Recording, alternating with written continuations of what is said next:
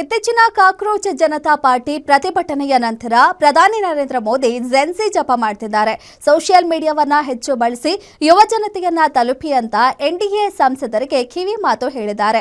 ಅಷ್ಟೇ ಅಲ್ಲದೆ ಇವತ್ತು ಮೊದಲ ಬಾರಿಗೆ ಝೆಡ್ ಅನ್ನ ಉದ್ದೇಶಿಸಿ ಭಾಷಣ ಮಾಡಿದ್ದು, ದೇಶವು ಯುವ ಭಾರತೀಯರಲ್ಲಿ ನಂಬಿಕೆ ಇಟ್ಟಿದೆ ಮತ್ತು ವಿಕಸಿತ ಭಾರತ ಕಡೆಗೆ ನಮ್ಮ ಪ್ರಯಾಣಕ್ಕೆ ಅವರ ಕೊಡುಗೆ ಅಗತ್ಯವಿದೆ ಎಂದು ಹೇಳಿದ್ದಾರೆ.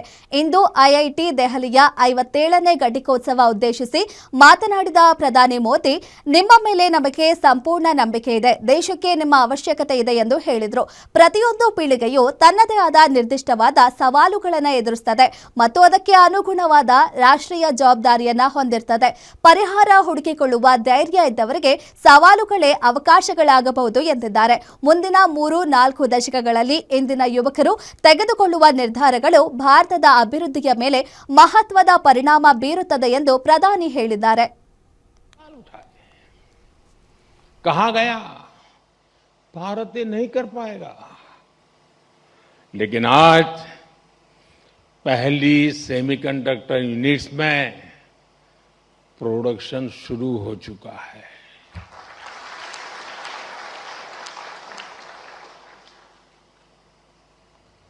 और मैं साफ मानता हूं, चिप से लेकर के शिप तक सब कुछ यहीं पर आप ही के हाथों से बनेगा.